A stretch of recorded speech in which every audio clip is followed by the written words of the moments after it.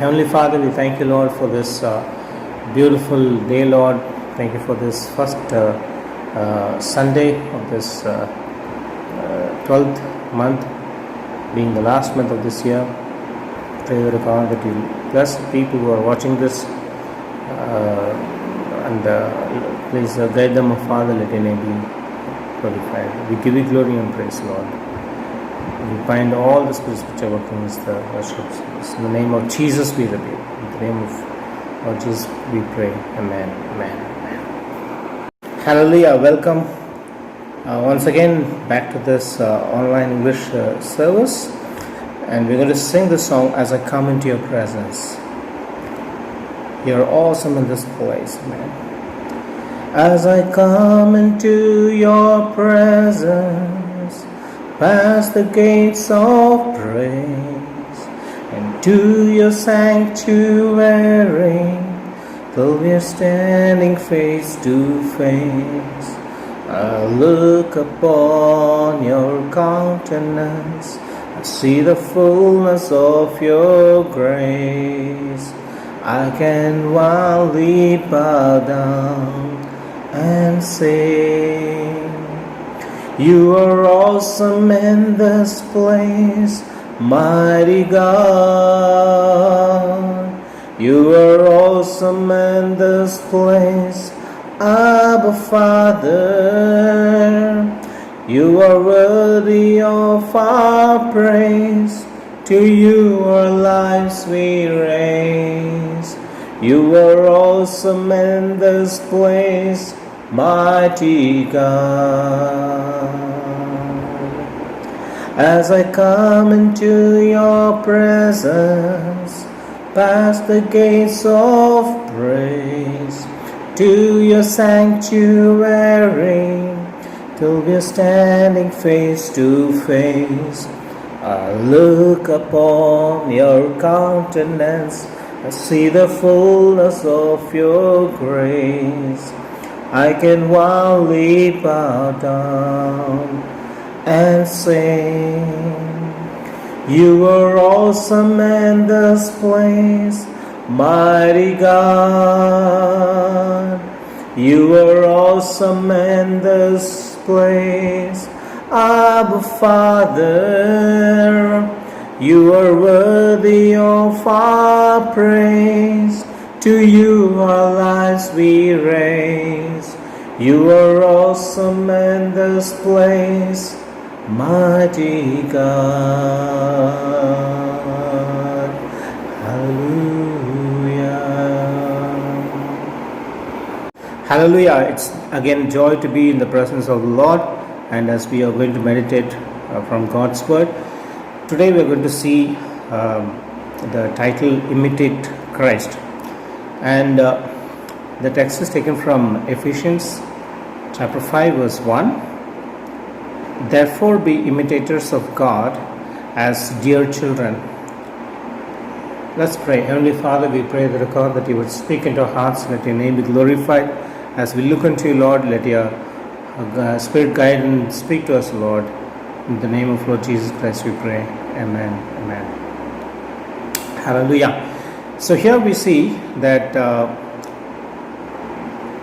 in the world, when people imitate someone, it's considered as fun. But when we come to the church, in the church, when we imitate Christ, it is the standard of living.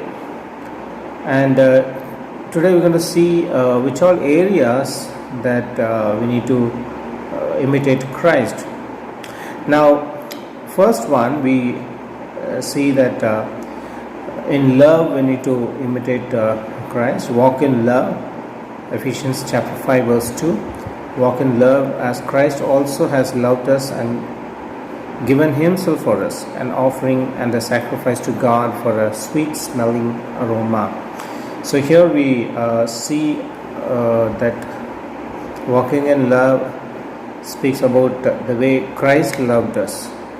Now we need to understand that Christ loved everyone equally, but those who responded, they were blessed, and they also came to know about Christ even more.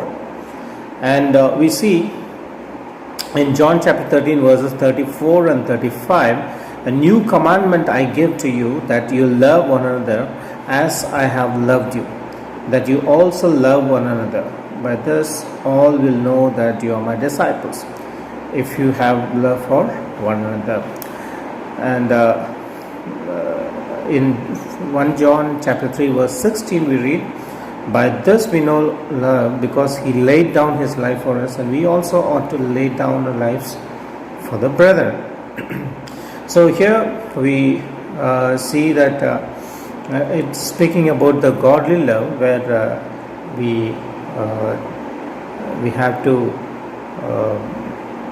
imitate Christ.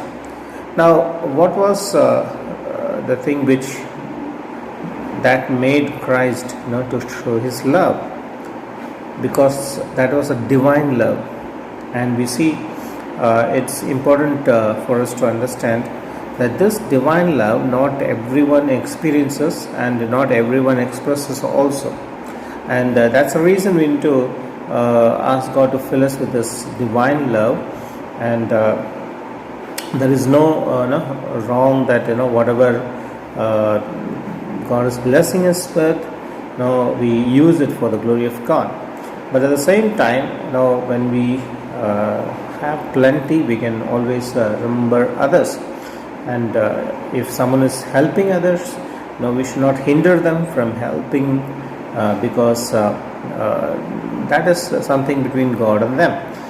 And we see Jesus said, a new commandment I give to you, that you love one another as I have loved you, that you also love one another. Now, when he speaks this new commandment, he speaks to his disciples. So when he speaks to the disciples, he is talking not about something which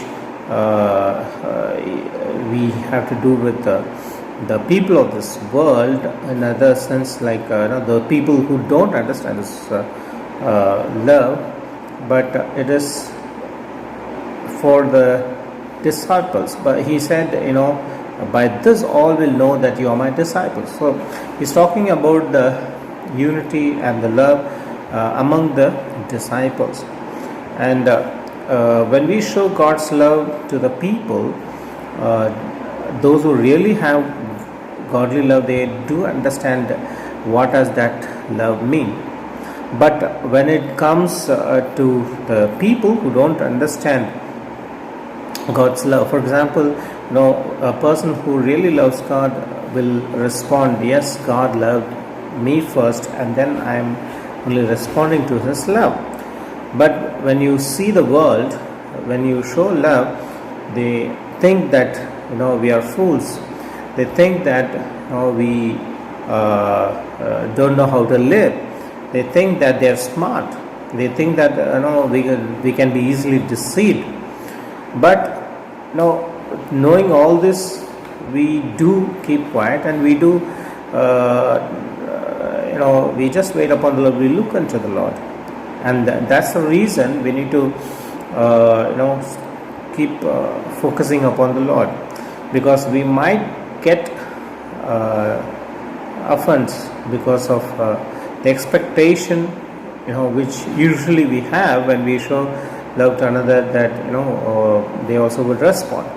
But most times when we compare with Christ, what he has done and how people have responded to his love, people were really ungrateful. And in spite of that, Christ, he encourages people to show his love. And this has to start actually with the disciples, in other words, with the born again Christians. And that's why we need to bear with one another. We need to be patient. We need to try to understand their side also. But the other side, when we see the people of this world, they don't understand, or they pretend not to understand, whichever way, but they would always like to take advantage over the situation.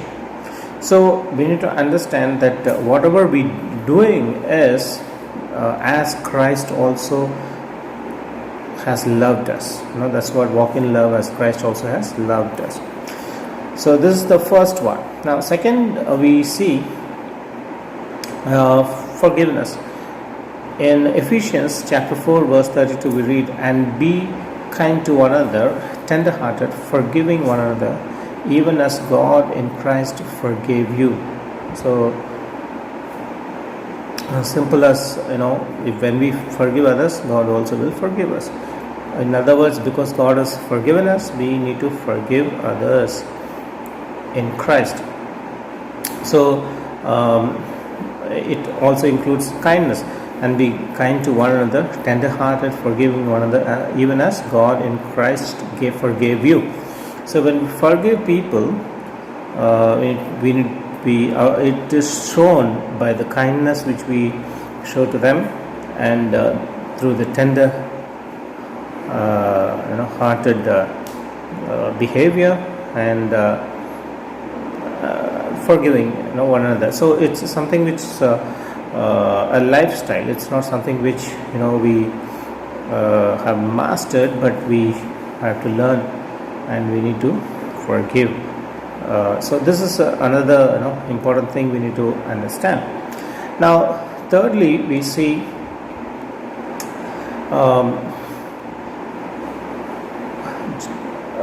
in John chapter 14 verse 12, it says, most assuredly I say to you, he who believes in me, the works that I do, he will do also, and greater works than these he will do, because I go to my Father. So this is what Jesus said. So like the way Jesus did ministry, or the works which the Father gave him, so we need to also do the works which Jesus has given, the ministry.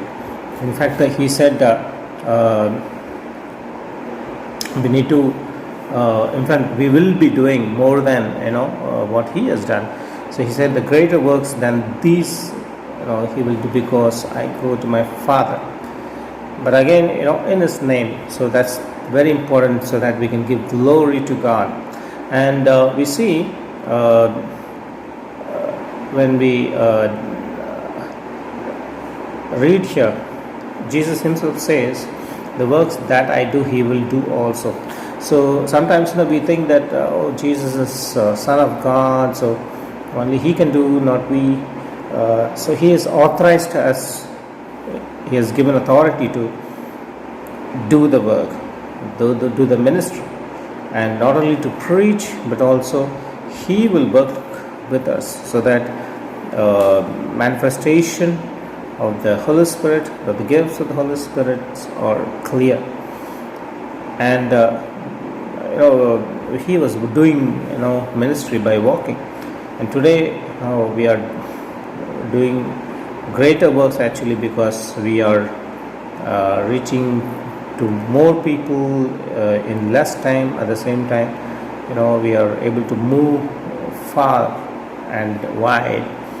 So this is also something which already Jesus knew, and that's why he said greater works than these he will do, he who believes in me. And now the fourth one, when we see, it's a feet washing. John chapter 13 verses 14 and 15 we read, if then your Lord and teacher have washed your feet, you also ought to wash one another's feet. For I have given you an example that you should do as I have done to you. So now when it comes to feet washing, many churches, or most of the churches don't practice this one. Very few churches practice feet washing. And one of the reasons they don't practice is because of the casteism which is already prevailing inside the church.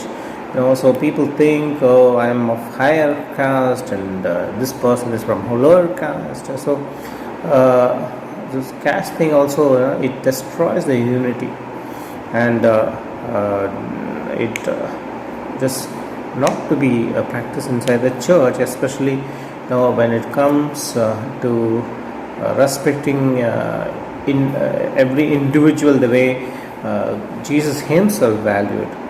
So the people of this world, they have this system so that they can rule over people, or they can oppress or suppress the people. But in the church, and this is not is supposed to be, we need to encourage people, we need to do our best.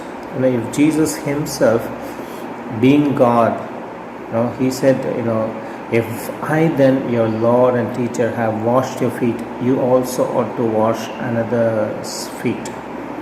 Why he has to do it? Because he has humbled himself. He has become man. Why he should become man? Being God, he came down. He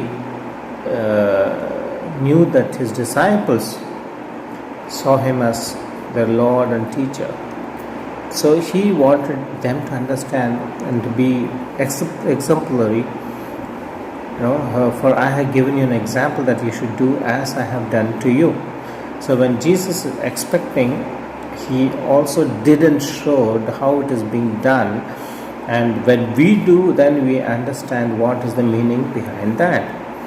Sometimes we might be despising, how can I, wash the feet of this person?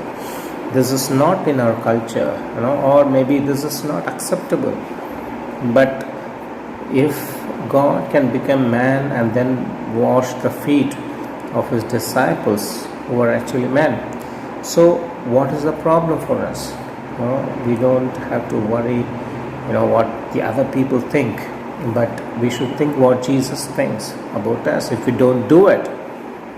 So this is very important for us to understand, that feet washing also needs to be practiced, not every day or every week or every month, maybe once in a while, maybe once in a year at least, so that it will be easy for people to recognize with what Jesus commanded us to do. At the same time, we are obeying his command, and this makes a lot of difference in our lives, because when we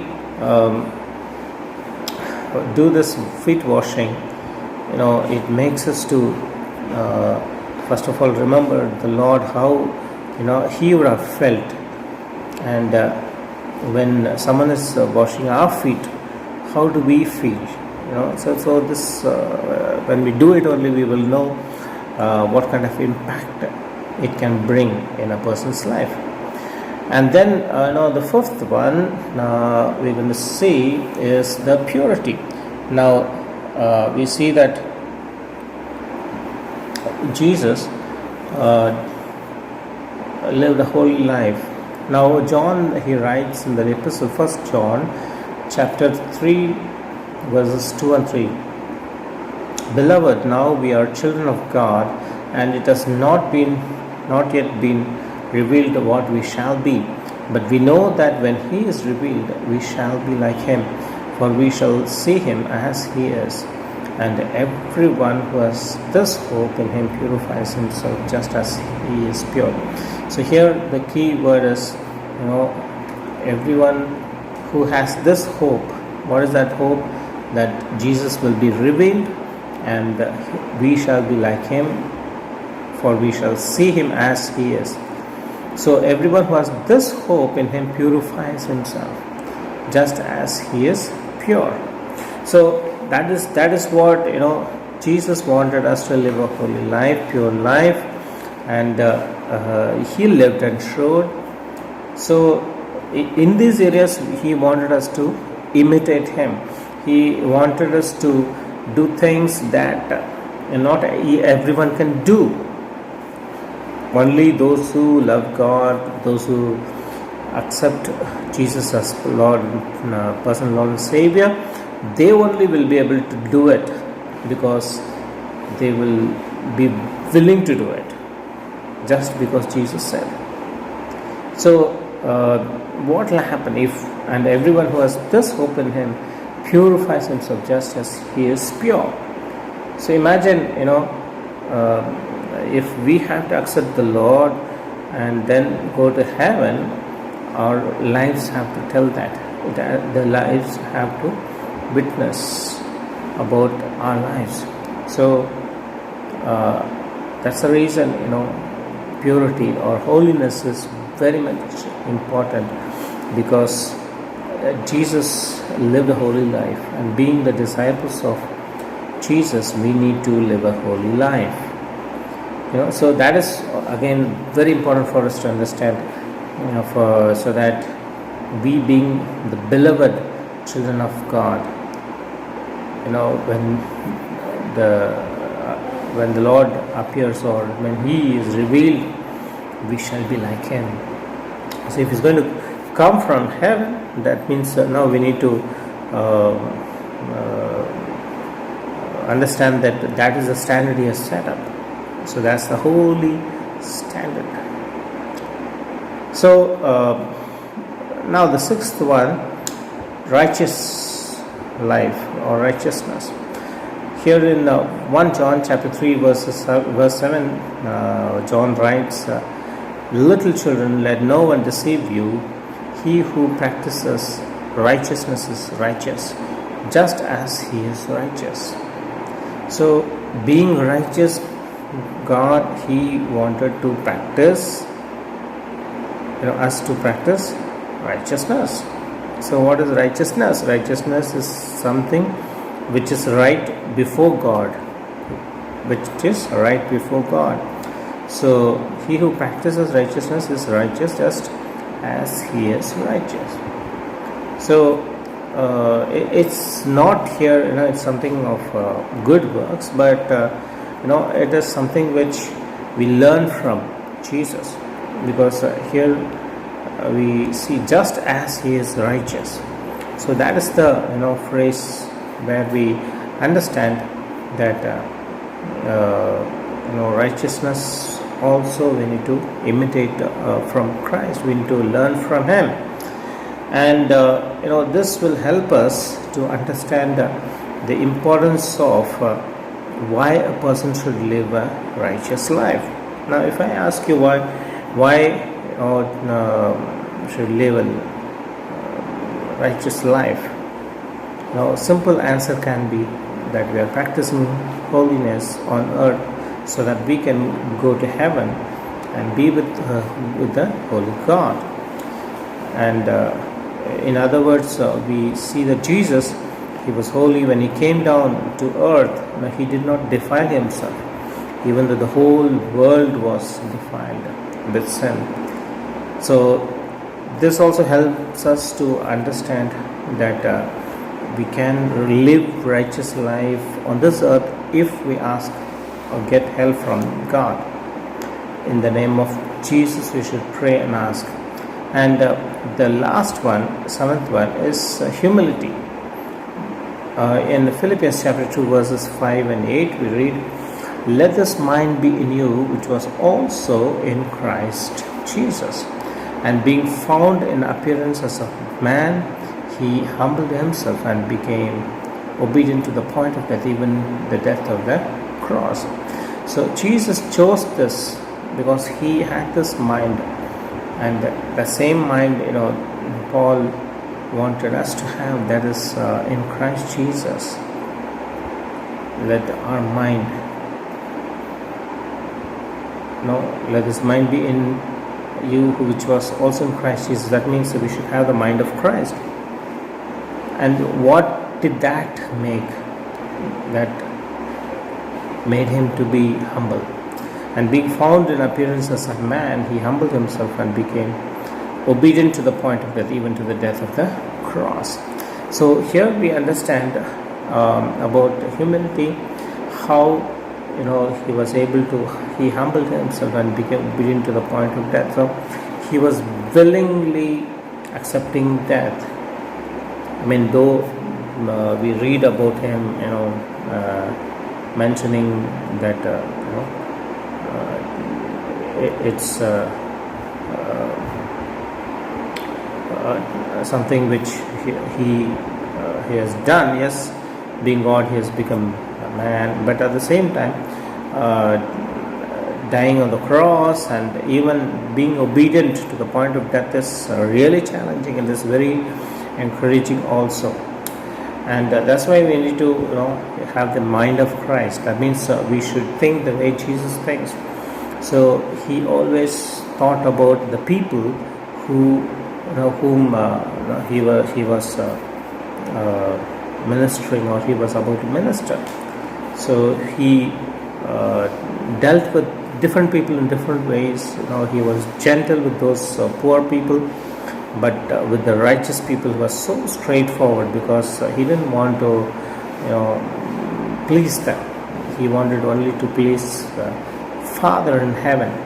So here we see, as a matter of conclusion, we can see, for you died and your life is hidden with Christ in God. When Christ, who is our life, appears, then you also will appear with him in glory. That's found in Colossians chapter 3 verses 3 and 4. So that's why when our life is hidden with Christ in God, when we die to ourselves, and that's where Christ, who is our life, appears, then we will also appear with him in glory. So this is something which we need to learn from Christ, and we need to try to reach that standard, holy standard, where Christ is expecting us to follow whatever he has taught us. He didn't write and give us in order to fill the pages in the Bible, but he was so desperate that he wanted to see the people get healed. He wanted the people to come to the saving knowledge of Jesus Christ. So he preached the gospel. He did signs and wonders. Why? So that people can come closer to him and learn from him, so that he can teach and live a holy life. So this is what we need to understand about imitating Christ. Maybe there are more points apart from these 7 points, but I thought for now what all I remember we can meditate on. So 7 points. Let me just summarize. And the first one is love. Second is forgiveness. Third is works. Fourth is feet washing. Fifth is pure. Sixth is righteous life. And seventh is humble, humility. So these are the things that we can learn from Christ, because we need to imitate him. Be imitators of Christ.